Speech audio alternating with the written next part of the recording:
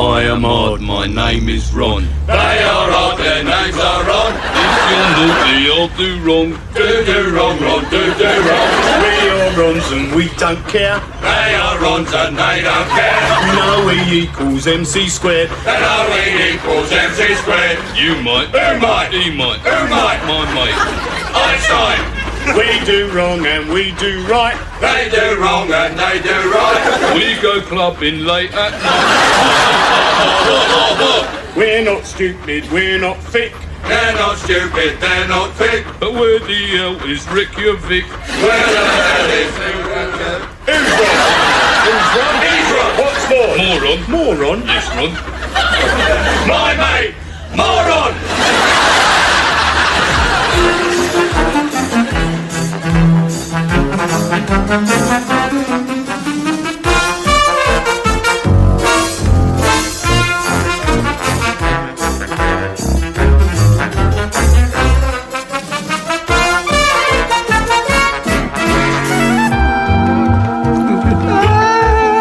Oh, look at him. Isn't he lovely? Yes, he's got such a lovely face, the cherub. Oh, bless him. Little angel.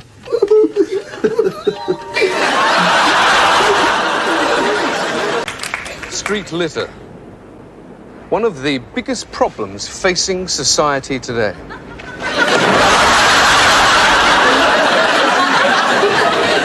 Street litter. One of the biggest problems in our society today. Street litter. One of the biggest problems in our society today.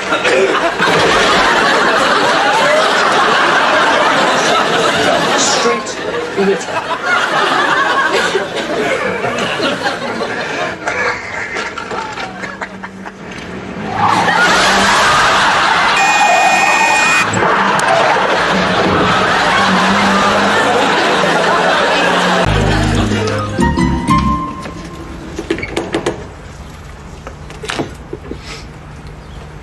Yeah? Is your Norman in? Why, what's wrong? Look what he's done to our Gareth. Yeah, look what he's done to me. Hey, Norman, get yourself down here. Don't be down in a tick. He wants a bloody good talking to, that son of yours. He's nothing but a bully. Hang on a minute, mate. What's the matter, Dad? Have you fighting again, Norman? No, Dad, honest. Yes, you have, you bloody little liar. Look at them bruises. Look at that shirt. Who's going to pay for that, eh? Go on, Gareth, hit him back. Hey. No, but it's my kid while I'm around. Yeah, well, he wants a bloody good hiding. You'll get a bloody good hiding if you're not careful, mate. Don't let him talk to you like that, Dad. You threatening me? Go on, Dad, thump him one. Shut up. Your dad better not hit my dad, because my dad can fight your dad. Sit You there. can shut your mouth as well. Now, listen, any more of this, I'm going straight to the police. Oh, yeah, you do that, and I'm going to tell my dad what you do to my mum on Wednesday afternoons when my dad's at work. Oh, yeah. Well, I'll tell him what your dad does with my mum when my dad's out on Friday nights. Yeah, well. Yeah, well, just watch it then. And you.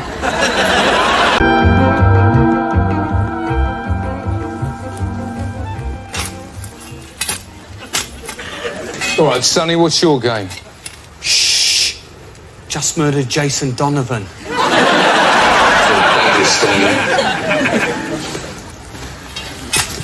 You should be something like Me and Barry met in 73. 1974 74. at the Majestic Ballroom in Oldham. in Wigan. Wigan. We've been seeing each other now for 14 years. 15 years. 15 years. Yeah. And yet, in all that time, we've never had a proper Shag. sexual union. And don't you be so crude, Barry, or I shall tell your mother. Don't tell me, Mum. He's letting me down. For Doreen Rowbottom and her boyfriend Barry Barraclough, this is to be the most important day in their long relationship. For tonight, after 14 years of self-imposed celibacy, they're about to indulge together for the very first time in pre-marital sex.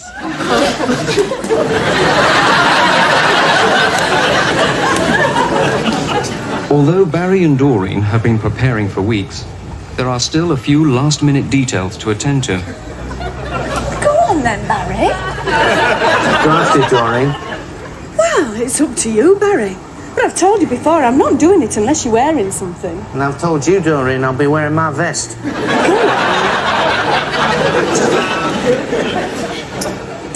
You see, Barry's so naive when it comes to sex. Not like me. I've read every Barbara Cartland novel there is in the library. I just told him, I said, Barry, these days, buying contraceptives, it's like buying fish and chips. Doreen, they didn't have any addicts, so got your cod. Your mother will hear about this. Don't tell me, Mum. Doreen's determined that the most important night of her life will be enhanced by a touch of erotic lingerie. What do you reckon, Barry? What about these? Wash your mouth out, Barry Barraclough. What, do you take me for a loose woman or something? But Doreen... Oh, no, Barry. I will certainly not be wearing anything like that. But Doreen, I don't mean for you, I mean for me. Barry, I'll tell your mother about you. She already knows.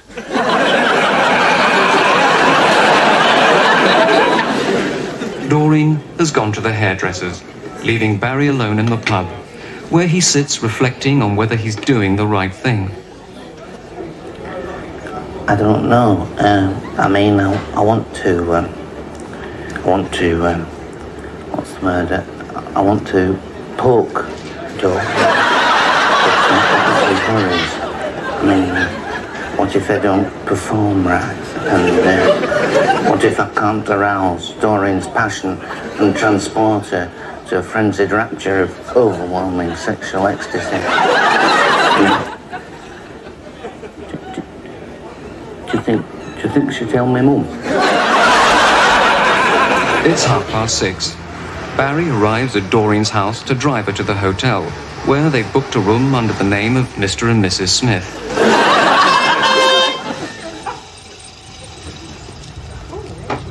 As expected for this special occasion, Doreen epitomizes all that is beautiful, charming, and sophisticated.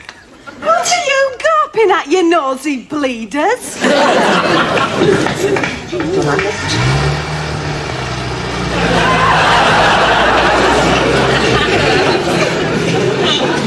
The moment of truth in the Cooling Towers Hotel. A few pints of lager have been consumed in the hotel bar to build up a little Dutch courage, while Barry stuck to his usual half a shandy. So, this is it then. How do you both feel? Well, a little bit nervous, naturally. But once I get the bit between my teeth, there'll be no stopping me. What do you mean, Doreen? Shut up, stupid, and get in there.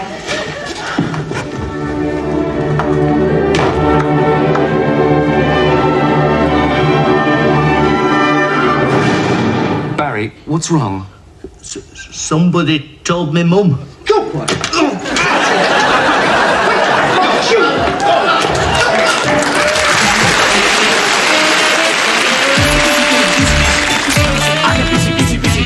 Businessmen or business ladies who are busy bees. They go about their business and they do it busily. On VDU or Posaphone they try to relax, but the business toy that brings most joy is when you have a fax. I'll fax you, you fax me. We're fax mad in the company. I'll go down on bended knee if you will fax me. Busy bee. Busy bee. I'm a busy bee. I faxed Emma, I faxed Carol, then I faxed Felicity, who passed it on to Elizabeth, who passed it on to me.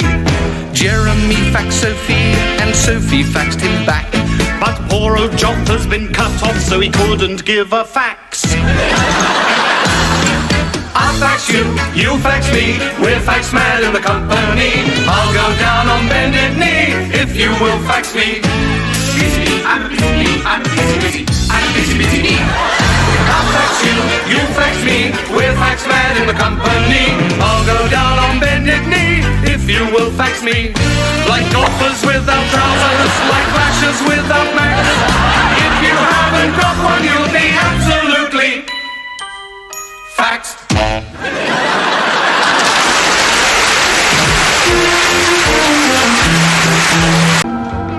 That's great, guys. Okay, let's go for one, please. Let's go for a take. And turn over. Running. Lock it. Council Workman training film, take 3. And action. Good. Super. Oh, super. Fantastic. Lovely. That's lovely. Lovely. Keep it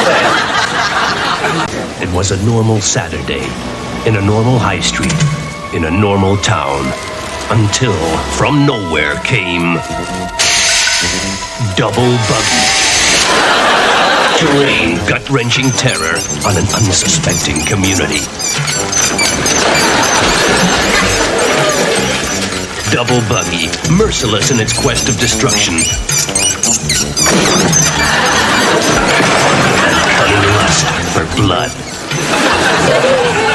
They were in Tesco seeking that special offer. Instead, they found Double Buggy.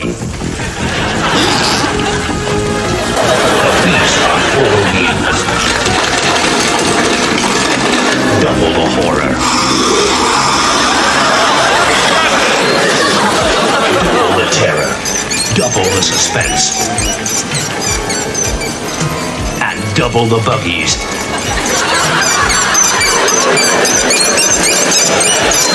In Double Buggy at a mother care shop near you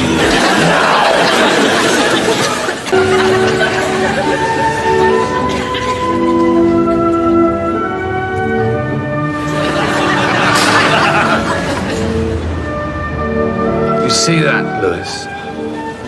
No, sir. Then you must be blind, Lewis. That pint is off. The landlord wants stringing up.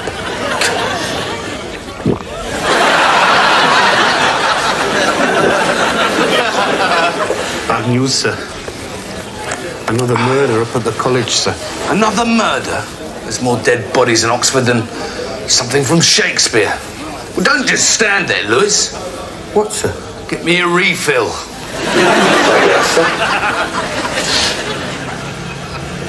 I know everyone calls you morose, sir, but what's your first name? If you must know, Lewis, it's Bloody. Morose. Fair enough.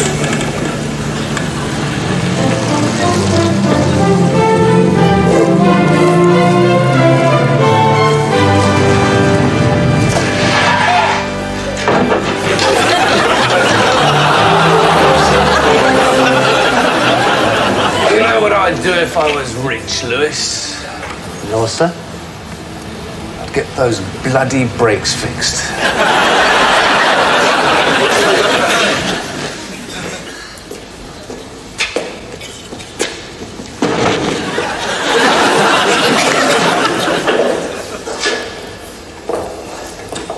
So where is it, Constable? It's near, sir.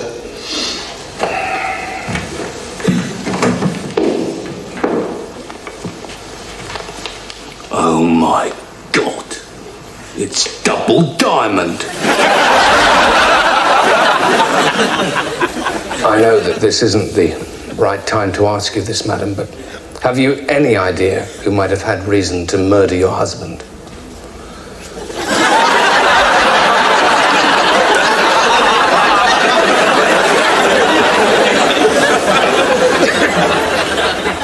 Well, sir?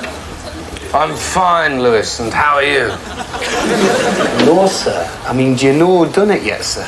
At this stage of the investigation, Lewis, everybody's a suspect in my book. So, let's start with Arnold's aardvark, shall we?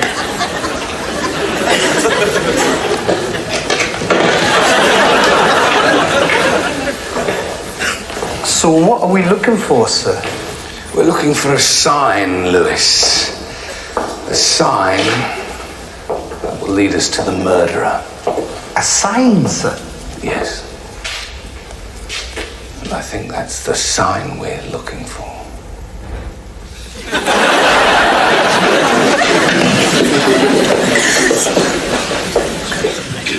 Just as I thought, Lewis. The murderer's taken the easy way out. You don't mean... Yes. He's committed suicide.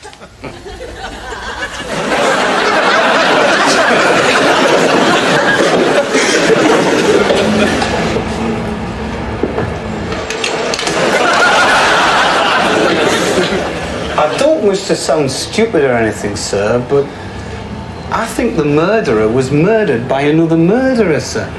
That's what we're supposed to think, Lewis, and that's why we don't think it. But, sir... Lewis, if you ever wish to reach the heights of Inspector, and you better remember what Boswell said. What did Boswell say, sir? He said, never talk out of your arse when you've just had a curry.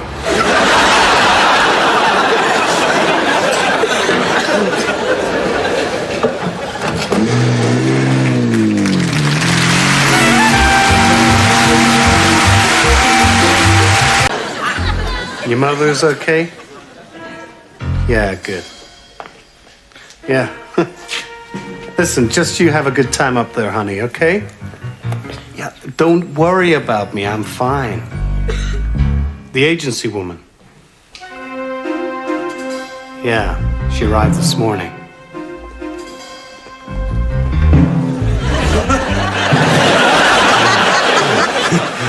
Oh. Oh. Oh, that meatloaf was delicious. So glad you enjoyed it. It's my speciality. Yeah, I said I've advised him to settle. But, excuse me. Listen, do you have to do this right now? You eat my meatloaf and then you want me to go, is that it? So I said to the butcher, call that a sirloin steak. It looks more like stewing steak to me. I don't know, you have to watch butchers all the time these days, or they'll palm you off with anything. I said to Mrs. Johnson, Mrs. Johnson... Why don't you shut up? Just shut up! Shut up! Shut up! Got you a nice piece of haddock for your supper.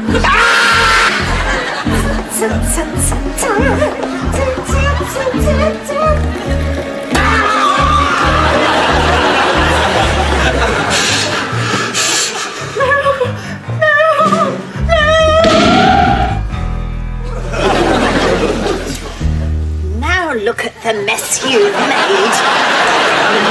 So careless. The Golden Labrador, unique amongst canine breeds because it has the ability to act as a seeing eye for the visually disabled, a task no animal was capable of. That is, until now.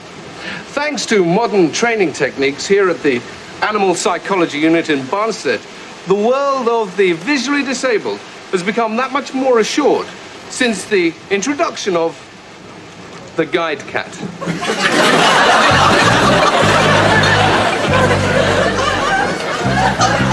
Trained to a very high standard, the guide cat will lead its master along safely,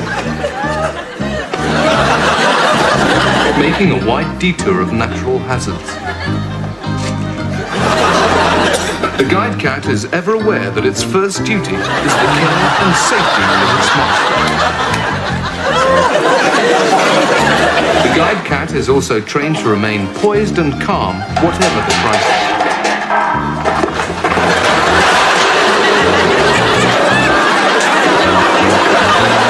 It even knows where to stop and wait for a number 53 bus. He can also calculate distances and always chooses the most desirable route home. And that busy highways can be a danger to life and limb.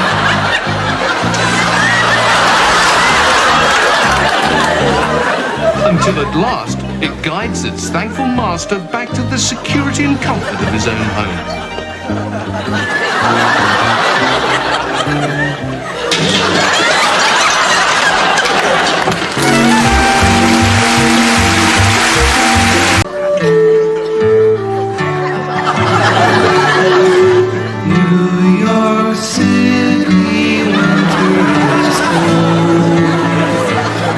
It's cold in New York City in the winter. Winter time in New York City. It's colder than a witch's tea.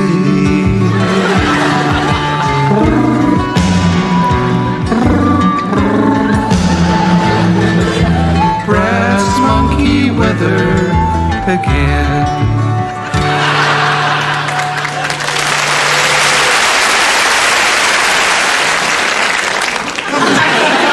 Hello? It's me, Billy. Remember, today I'm in hospital. Hospital. It's a place where very ill people go when they're poorly and get a bed straight away. But that's enough of the fairy tales. I've come to visit somebody today. Can you guess who it is?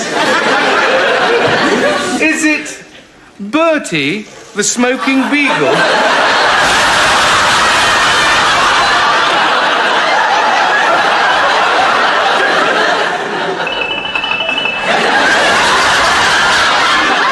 Is it Harry, the jaywalking hedgehog?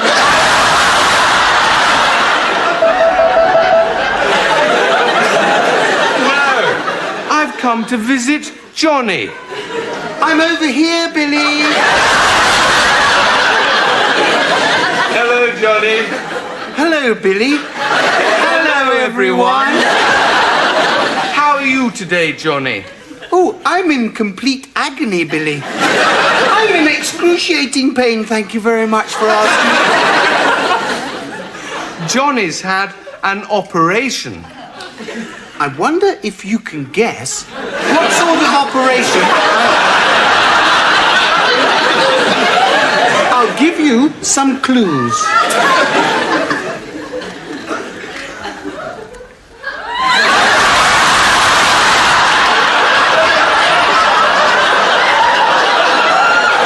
I know.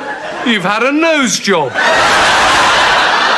No, Billy, not a nose job. Here's another clue.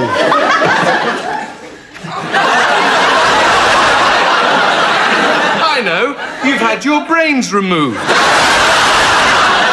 No, not quite, Billy. I'll give you one more clue.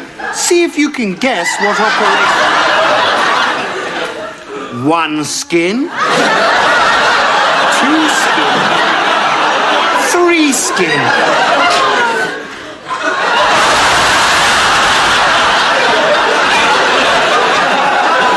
We know a song about Johnny.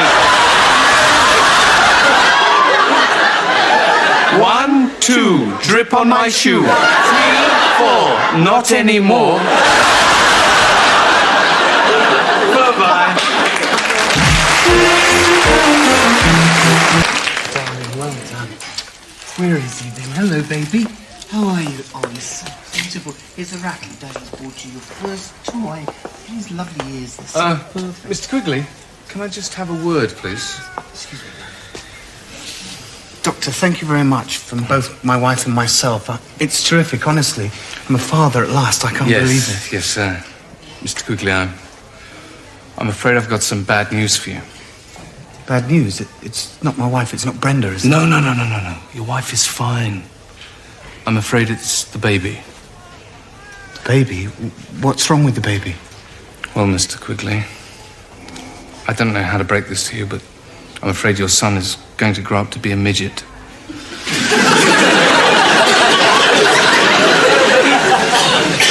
What? A midget, Mr. Quigley. I've had a look at him, and in my opinion, he'll never grow taller than 2 foot 6 inches. He's got all the symptoms. Symptoms? What symptoms? Well, just have a look for yourself, Mr. Quigley. Just look how small he is. What? I weighed him myself. He's only 8.5 pounds.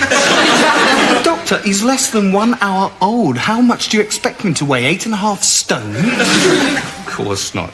But I would expect him to weigh somewhere in the region of 4 stone. 4 stone? Yes, that's about the average. Who the hell are you? I'm Dr. Price, the noted obstetrician. Noted for what? For my work amongst the white rhinos in Kenya. Have you ever seen the size of a baby white rhino? You're a bloody vet, aren't you? What kind of a hospital is it that lets a vet deal with human beings? It's called an NHS hospital. Oh. Yes, well, I'm taking my wife and son out of here. Mr. Quigley, don't do that. It could be very, very dangerous. Why? She's only had one. The rest of the litter could be along any moment. This man is Jeffrey Perkins, an ordinary man in an ordinary family leading an ordinary life. But in a few moments, Jeffrey Perkins' tranquil existence will be shattered, his life becoming a tormented nightmare of oppressed anguish.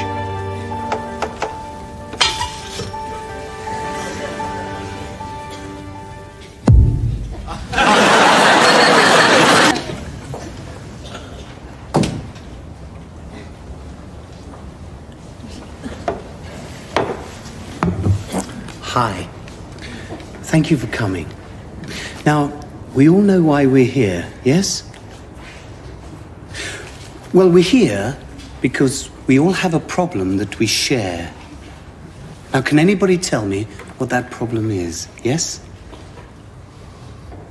Well, the problem is that we all share is the problem of communicating with each other. And tonight, we're going to take the first step to solving that problem by talking in a friendly and open way, using what I like to call our voices.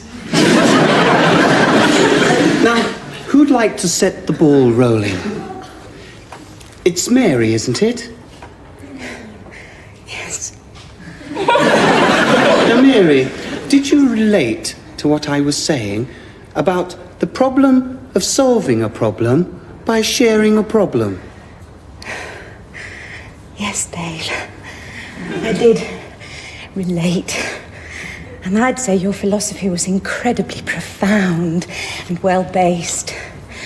But for myself personally, I find pluralistic therapy retrogressive in that the group, or social one, is not at all advantageous to certain segments of the class in its entirety. Thank you, Mary. Well, I'm sure we all learnt something there about the problem of relating through communication. You see, to me, Dave, communicating, thereby relating or expressing one's thoughts, not solely through the medium of sound, language, but also through identifiable gesture. Yes, inherent in thank you, Mary. So what is communication? How can I best define it? Well, communication, or relating one's opinions, ideas, feelings to another, or indeed to engender sympathetic mutual understanding between two or more people. Yes, thank you, Mary, thank you. Communication, then, is simply talking to each other. Well, not only talking to each other, Dave. Oh, shut your mouth, you stupid cow!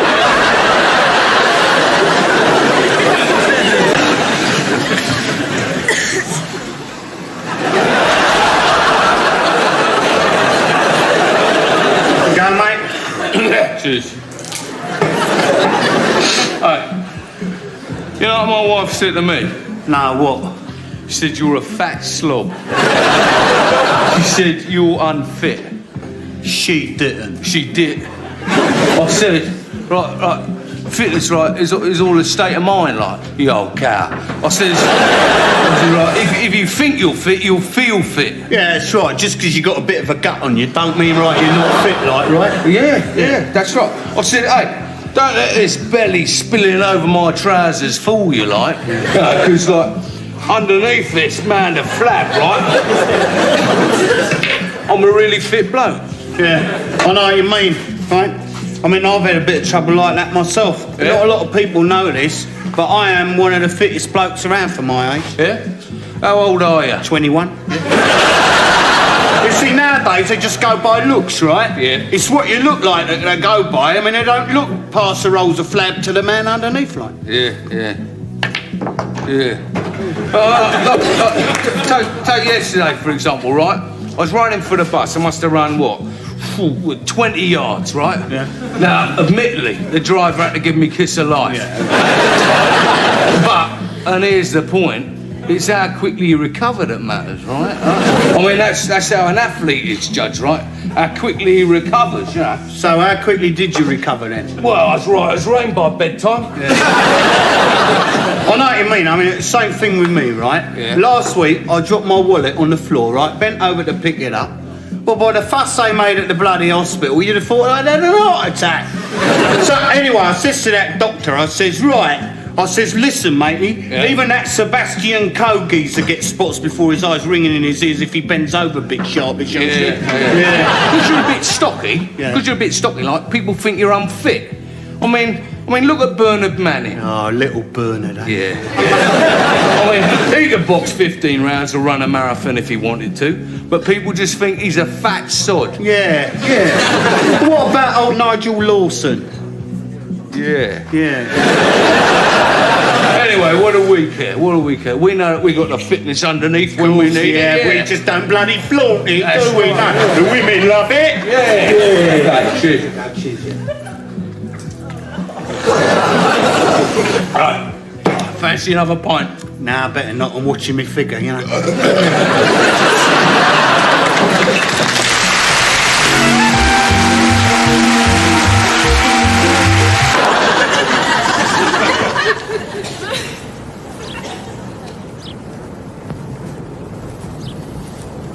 Hello, Jennings. You're a long way from your patch, O'Keefe. Just a social call, Jennings. I thought we agreed. Your territory's from the herbaceous perennials to the Jerusalem artichokes. Yeah, you control the scarlet runner beans to the Savoy cabbage. I know all of this, Jennings. As I said, it's just a social call. Do you normally get tooled up for a social call, O'Keefe?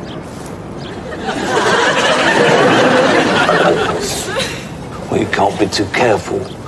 The word is, there's green fly on the manor. So, what do you want from me then, O'Keefe? I want to know how to propagate begonias from leaf cuttings. I know nothing about begonia propagation. Don't give me that crap, Jennings. Word is, in Parkhurst, you're a #1 top dog begonia wax propagator. In fact, the word is, you could propagate from a single leaf at less than the desired temperature without using John Innes compost. All right. Maybe I do know about propagating begonias from leaf cuttings. What should I tell you? You don't have to tell me anything, Jennings. As if you never want to see your prize cucurbita pepper ovifera again. All right, I'll tell you what you want to know. Just leave my cucurbitaceae alone, all right? That's better, Jennings. Now tell me what I do with the begonia leaf. Do I cut the stem with the heel of the parent tuber attached, or what? Just a minute, O'Keefe, just a minute. If I tell you what you want to know, what's in it for me? You're not as green as you are Brassica oleracea looking, are you, Jennings? What do you want? Well, you know I'm growing some Allium ceparaleaceae. Yeah, I've seen them. Nice onions. I want to know the best time to bend the tops over on. You drive a hard bargain, Jennings. Too hard, in fact. So my advice to you, old son, is to watch it. Watch what, O'Keefe? Gardener's World, sir. There's a repeat on the television this afternoon.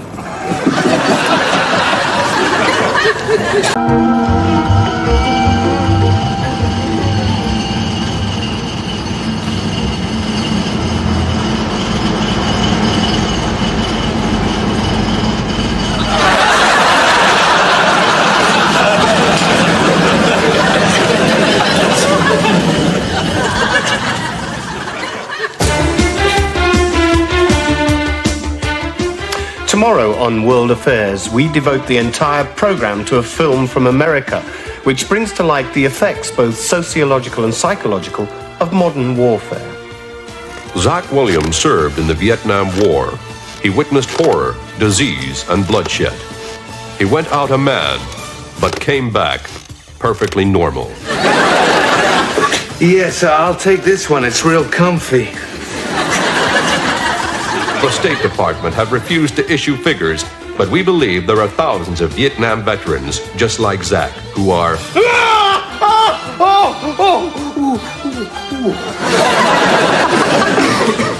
Perfectly Normal. Monday, 8 p.m.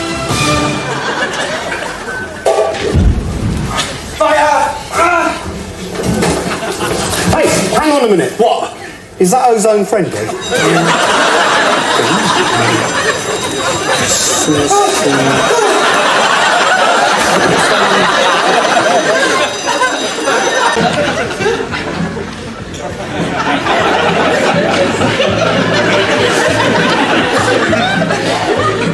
I heard you hard. I heard you is well hard. Yeah? I heard.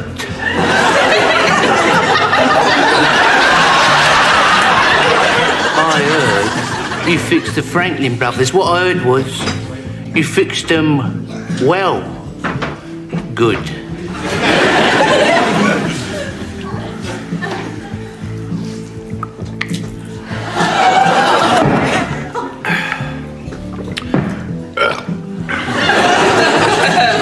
I heard on the street you broke Big John's legs in 29 places. What they're saying was, and what I heard was, his legs was well broked. Oh, yeah? Yeah. Yeah? Yeah. Well, little birdie, cheap, cheap. Told me you ripped off the Franklin brothers' heroes and stuck them in a blender for 10 minutes. What I heard was the Franklin brothers' logos was well blended.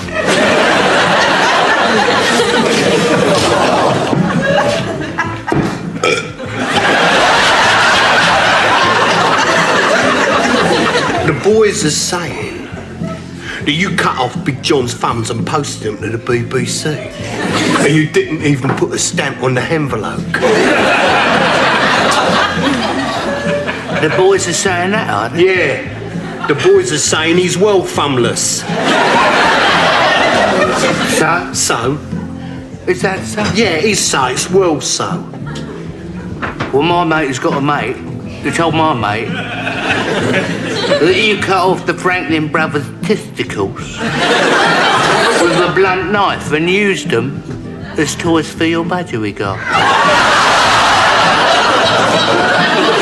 What I heard was the brothers was well bollockless.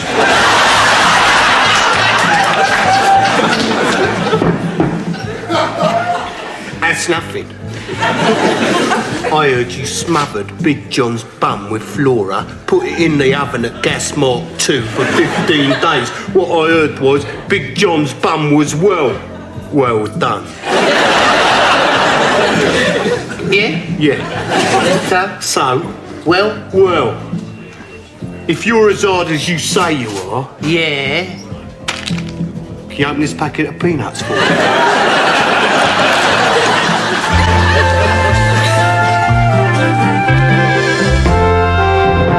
A new season on 4 brings opera to the people, starting this Friday with the Big Fat Northern Opera Company's production of The Marriage of Clitheroe, starring Alf Pavarotti and Placido de Saggy-Bottom.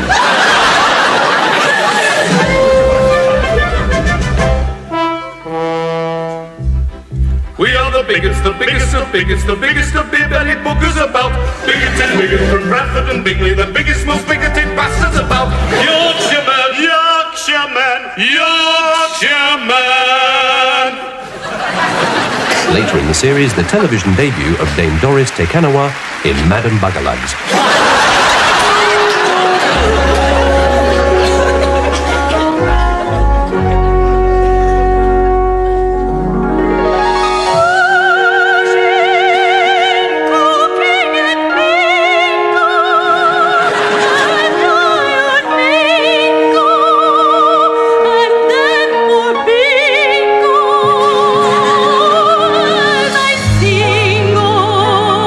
In a northern league.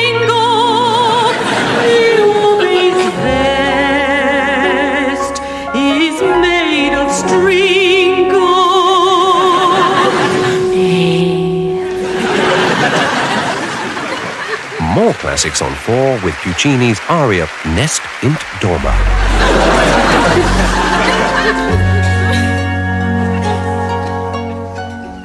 I keep the pigeons in the loft. I keep the pigeons in the loft. And it's chuffing great. I chuffing over. Champion. The season comes to a crescendo when the big fat Northern Opera Company sing Our William Tell is the best bloody William Tell in the world.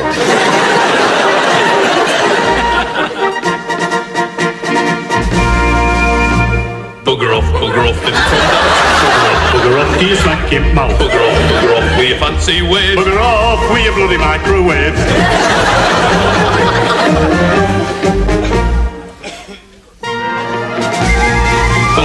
Bugger off, off, bugger off, bugger off.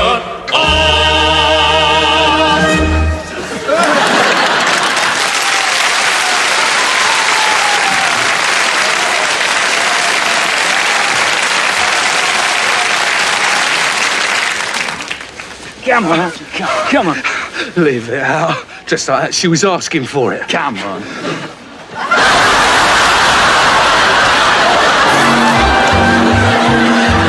Hello, it's me, Billy. Hello, it's me, Johnny. Can you guess what we're doing today? Are we making an omelette? Are we insulating our loft? No. Today we're having a drive in our car. Look, Teddy's driving. We know a song about that, don't we? For he's a jolly good driver, for he's a jolly good driver, for he's a jolly good driver, Teddy Kennedy. Whoops! Here comes a bridge. He's gone and done it again, the cheeky Chappaquiddick. We're having a drive today because we're going to a very special party. Yes, it's a party in a special house made of acid. That's right. It's an acid house. That's right. We've got lots of friends with us today. Look, in the back, it's Nigel, the nodding dog. Nigel's in ecstasy, aren't you, Nigel? We've got some other friends with us. Can you guess who they are? Well, there's Bertie, the smoking beagle. What's that funny smell? Is that Bertie's backy? I think we know a song about that, don't we? Quick drag, wacky backy, give a dog a split. Bertie's bag has a funny whip.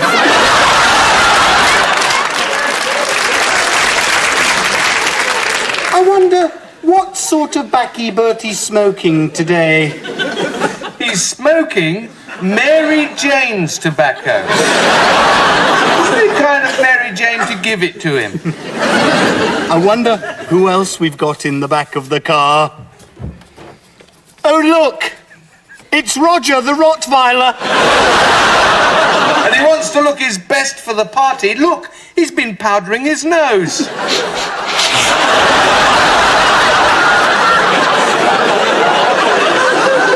We've got to drive a jolly long way to find the acid house. Yes, it's going to be a long trip. I hope so. So let's have a sing-along to make the miles fly by. One man went to mow a meadow. One man and his dog went to mow a meadow. Honestly, Mrs. Kelly, if you fit our double glazing, you'll wonder how you ever did without it. I'm not really interested, not just now. Well, today's the last day of our very special offer, 15% off. But you must sign up today. No, I can't be thinking about double glazing right now. Well, why not? No, the main difference between us and the other bands in the 60s was we never sold out, all right? Yeah, that's right. We always had hundreds of tickets left. You're right. You see, when the other bands, like, were living in mansions and that, we never succumbed to that sort of lifestyle for one very good reason. Yeah, we were broke. We had principles, Jed. Yeah, we had principles. Yeah. I mean, you know, we were looking for higher things, higher than money, higher than fame. Higher than the Bee Gees. No, Jed, we didn't want to sell out our integrity, man. No, I mean, I had loads of offers at the time to do all sorts of rubbish, you know, but... just put a track down, they said, plug it on top of the pops, you'll sell millions, watch the money come rolling in, Dave. I did at the time, Jed, but you were so bombed out of your head, you forgot. You just named the last time I was bombed out of my head. This morning. Morning. Is that the one with all the Dicky Birds singing? He'll be all right.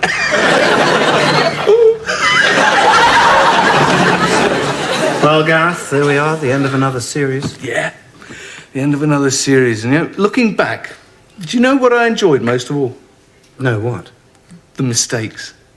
Oh, you mean those purely accidental outtakes that happened when we were filming purely by accident? Yeah. Hey, should we show a few now? Oh, come on, Gareth, you can't be serious. Show the accidents. Oh. Hey, come on, it is the last in the series.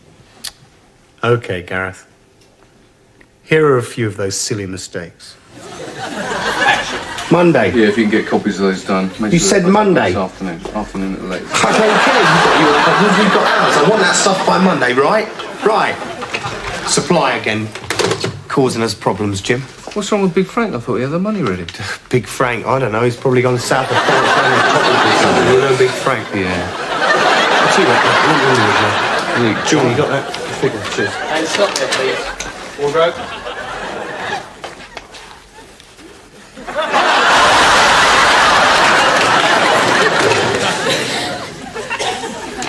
You know, one of the most exciting things about being an actor is you're only ever one phone call away from...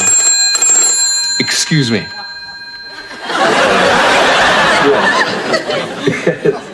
Really? That's fantastic news. That's...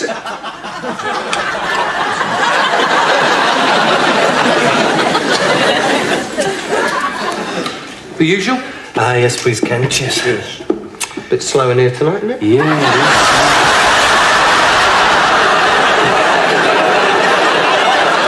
is. Tuesdays, you see, is always... What's the problem? As you may or may not know, we are the management. Stop there, please.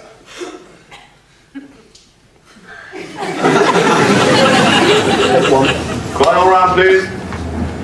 Pair of lights and action. I don't know, Lewis. I've put all the clues together. I still can't come up with a solution. And cut. what's the matter?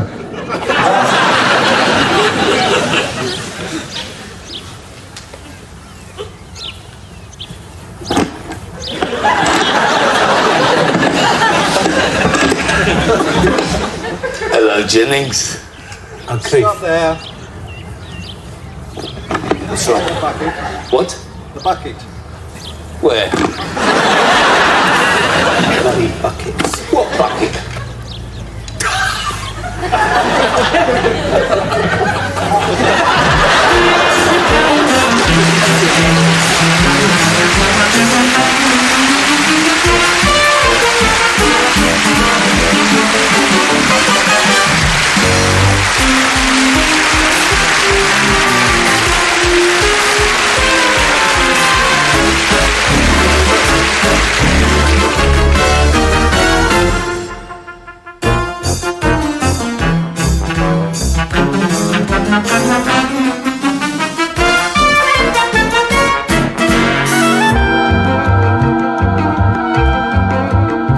Just as a matter of interest, Who would like to see a big fat pair of tits?